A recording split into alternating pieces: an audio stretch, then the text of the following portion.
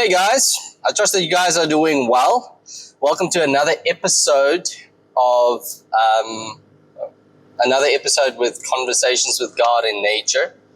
This is the place where we discover God's voice within nature. I believe that within nature, God has hidden many treasures. God has hidden many stories for us to discover the truth about who He is, the truth about who we are. You know, like Jesus did when He was here on the earth, when He told parables. I mean, that's how He kind of revealed the kingdom of God to us. That is how He, explained complex realities to us. So I believe that, within God's creation, there is amazing stories that is hidden for us. So if you are interested in knowing more about God's voice, if you are interested in discovering the truth about who God is, the truth about who you are, then this is the channel for you. If you love nature, then this is the channel for you, because we're going to go on a lot of adventures here in Kruger National Park. We're going to learn about creation. If you want to learn more about, the nature and the bush and all the animals and things in there, then please like and subscribe, because this is a channel for you. Anyway, so this is very raw. There's not a lot of planning that goes into these videos, because, I like to keep it real and authentic. I believe that every day is intentional in the way that God speaks to us. Every day there is something new, and we can't always plan for that. We can't always plan what God's going to say to us. So that's why I just like to go on this radical adventure and see whatever comes up, and then talk about that and hear God's voice in that, and hear what God is saying to us in that. So if that is something you like, then you're definitely going to like this channel, because it's going to be really fun. All right. Obviously, I don't have all the equipment yet, so I'm still working on getting better equipment. So I might have here and there a few video cuts, because maybe my camera falls down or things just move around. So I don't have all the gear, but I'm working with what I have. So I'm doing my best here, and I know it's going to be great. And I can't wait to share these things with you guys, because I really do believe that God has a story for each and every one of us. And that's maybe something we can talk about today is, what is the story of our life, And recently, God has been talking to me about, becoming a storyteller. God's calling me to be a storyteller. And I believe that is going to be the main focus of, all the content that I produce, is to tell you guys the story that God is telling us. I mean, like I said earlier on, Jesus told parables, which is nothing other than stories. And those stories were so powerful that almost everybody could relate with it. And I believe that if we hear the story that God's telling us, it's going to really bring so much truth into our life. And that truth is powerful. I mean, this truth is not more information. This is truth that sets us free from fear and lies of the enemy. So we recently had some rains. Again, we're having a lot of rain. As you can see, look at the bush, how green it is. I mean, it is just lush and thick. A lot of bush cover, which makes it very, very difficult to spot animals. I know I said it last time, and then we got that leopard. Oh my goodness, that was so amazing. I mean, if you haven't seen that, you need to go watch that video. That's episode 1, where I saw a leopard. So, you might be surprised. They come out any moment in time. So, yeah. But hey, what is your favorite animal? Maybe comment in the comment section what's your favorite animal. I mean, my favorite animal is definitely birds of prey. There's just something about a big eagle that gets me. That the wingspan, those big claws on its feet. I mean, yeah, it's just something majestic about that animal. So, yeah, share with us, what is your favorite animal?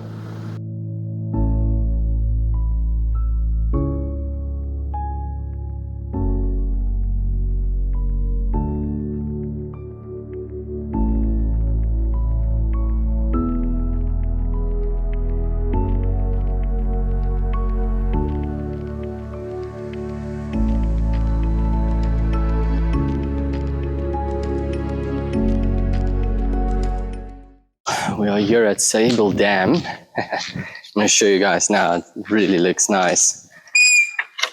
It's a bird hide. We're at Sable Dam. So it's nice and peaceful here. And you kind of get a very nice view. Like,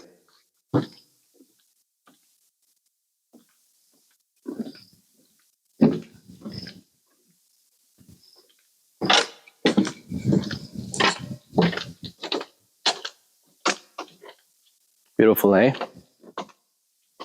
Nice and peaceful. So, quickly enter in. It's going to be a little bit dark in here. But, yeah, let's have a look what is here at the dam.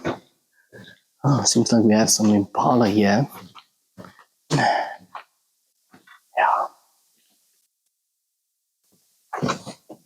Here you go. I don't know if you can see them. Zoom in a bit.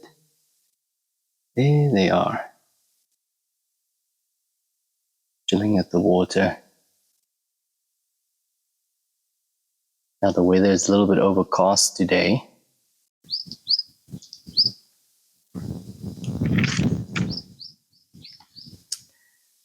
I want to share this in Mark chapter 6, verse 37. Jesus was saying to his disciples, "You give them something to eat." Now this was in a time of great scarcity. I mean, there was not enough food. There was this big crowd of people that followed, and Jesus was busy teaching, and it turned out that the people began getting hungry, and the disciples were in distress. They were afraid because, they looked at their natural circumstances, and according to their natural circumstances, they just didn't have enough, and it made them anxious. Because, their circumstances were bigger than their God, if I can say that.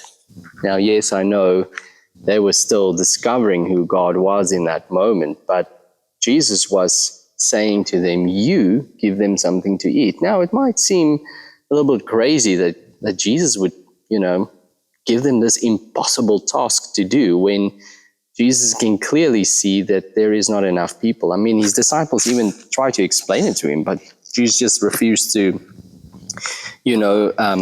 lower his belief or his way of thinking to the circumstances. So I love what Jesus does is he says, "Go and look what we have. Go and look what you have." And, they figure out they only have 5 loaves and 2 fishes. Now, according to Jesus, he was just looking for a seed, right? Because that's all that the Father needs in order to do a miracle. He just needs a seed. Jesus, said this in a previous example or parable that he shared on, that you just need a mustard seed of faith, comparing the size of your faith just with a mustard seed and saying you don't need that much. And Jesus says, all right, this is what we have. This is the seed we have. He then thanks the Father. And then from that place, he participates in what the Father is doing. He's seeing that his Father is feeding the people. And therefore, he instructs his disciples to feed the people with the little they have. And as they gave, the Bible says, as they gave, the food started multiplying. And what's so amazing about that is, and what we get from this, is that in every word of the Lord, his word empowers us to feed the people, empowers us to do the will of the Father. So first of all, we need to believe that all things are possible with God. Secondly, we need to look for our seed. What is the seed that we have in our hand that God wants to perform a miracle from? And then thirdly, what is the word? What's the instruction that God is giving you? And then take that word, take that instruction, and follow in faith in that what God gives you, knowing that what God has said to you will empower you in the situation, and God will be glorified. So, yeah, it encourages you that, it doesn't matter what the circumstances look like. If God has given us a word, we've got nothing to fear, and we've got everything going for us. So look for the seed of faith in your life, and let that be your standard of thinking, your standard of believing, and not that what your circumstances is saying, or what appears to be impossible. Don't let the impossible realities limit your believing, limit your thinking, but let God lead you into greater breakthrough with the seed of faith in your hand.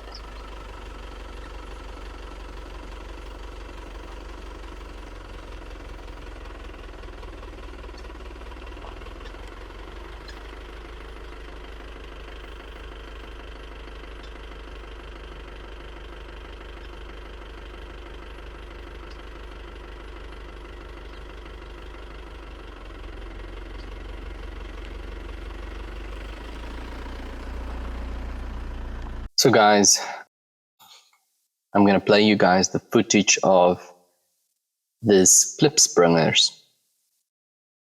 And I'll tell you why this footage is so amazing.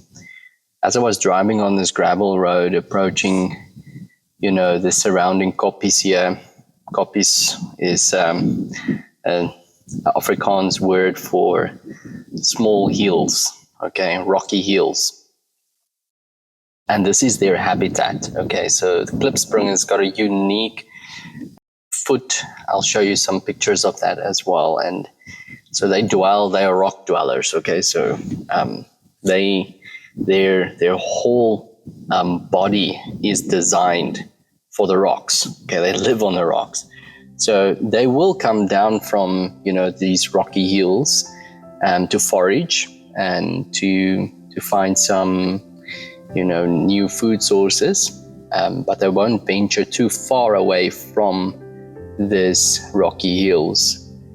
And as I was driving on this gravel road, I spotted three of them actually. It was just descending from these rocky hills, which is quite cool to see. And in the footage that I'll show you, I switched the car off, everything, and I just sat completely still. And to my amazement, these three, Klipspringers came right close to me. And it was so amazing. I mean, I was just like, I can't even recall that I've ever encountered them this close before, and, having the opportunity to actually film it was also just so amazing. And I'll tell you some interesting facts about these animals because, they are a unique animal and they're so beautiful. And maybe there's a story in them as well for us. But, the story I feel like God was telling me in this whole experience was, as I was driving on this gravel road, I saw them from afar. I could have just drove past, just saying like, I've seen that before. They're not going to come any closer. They're very shy animals and, they live on the rocky hills, so there's no chance that they're going to come close. But once I stopped and I became still and I waited, something amazing happened, I was surprised. There was this amazing opportunity that I could have probably easily just drove by. And made me think, how many times have we not grown familiar with things in our life? And I'm speaking about the little blessings in our lives. There's so many blessings that God has given us that we've actually grown so familiar with them that we just drive by them every day. And we should actually sometimes just stop and wait and see, isn't there something that God wants to do today? Isn't there something that God wants to say today? Right? What's the story God's telling you today? What does He want to reveal to you today? In all these little things we take for granted some days. So maybe that's something, both of us can learn from. It's just to sometimes stop at those moments that we've taken for granted, that have become so familiar with us. People in our lives that we maybe taken for granted, that we maybe need to stop and just say thank you for. Thank you for the role they play in our life. Thank you for the encouragement and the help they've given us. Maybe it is like personal blessings, like thank God for your health. Thank God for transportation. Thank God for shelter, for clothes on your body, for food on your table. It doesn't necessarily have to be luxurious, extraordinary, exotic things in order to grab our attention. I think it's in the little things. If we can spot God in the little things, I believe then we'll definitely see Him in the big things. I think we've made it about the big things and have totally forgotten about the small things. But, if I look at the life of Jesus, He likes to use the small things to do the big things. The small things becomes a seed for the big thing. Within every seed there is a tree. Jesus said, if you have faith like a mustard seed, you will have faith to move mountains. So if we want to move the big things in our lives, the mountains in our lives, if we want to see massive breakthrough or great encounters with God, I think it starts with stopping and pausing and waiting and becoming still and seeing Him in the little things, just like with these klipspringers that came so close. And wow, what an amazing experience, what an amazing encounter. So I hope that you guys enjoyed that as well. And it's such beautiful animals, these. And thank you, Jesus.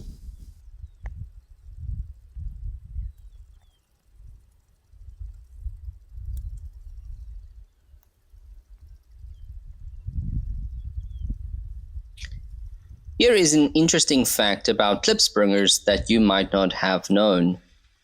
A klipspringer's fur is hollow, and each strand is flattened and springly. This provides the device for thermoregulation in the otherwise exposed and harsh environment where klipspringers reside. Rocky areas can be both exceptionally cold and very hot.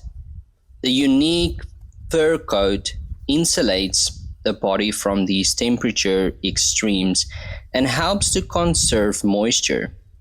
It protects the klipspringer from heat loss by trapping body warm air amongst the coat, while the flatness and looseness of the individual hairs allows for increased heat reflection and loss when it is hot.